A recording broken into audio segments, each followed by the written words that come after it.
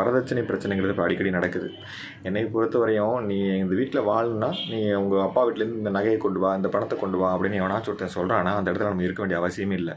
அது மட்டும் இல்லை, கல்யாணத்து அன்றைக்கி நீ இவ்வளோ எனக்கு பணம் வேணும், கார் வேணும், நகை வேணும் அப்படின்னு சொல்லி ஒருத்தன் கேட்குறான்னா அவனோட கேரக்டர் இப்படி நம்ம அன்றைக்கே தெரிஞ்சுக்கலாம்.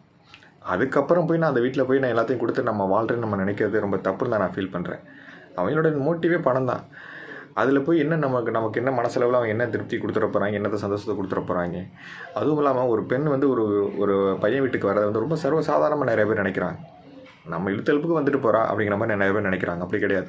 ஒரு பெண் தன்னுடைய 25 வருஷ வாழ்க்கையை பெத்த தாய் தகப்பனோட ரொம்ப அன்பாக நல்லபடியாக வளர்ந்து வந்த ஒரு பெண், அவங்க திடீர்னு ஒரே நாளில் எல்லாத்தையும் முறிச்சிட்டு உங்க கூட வர்றாங்கன்னா அது சாதாரண விஷயமா? நம்ம போய் வாழ்வோம் ஒரு இடத்துல போய் பசங்க.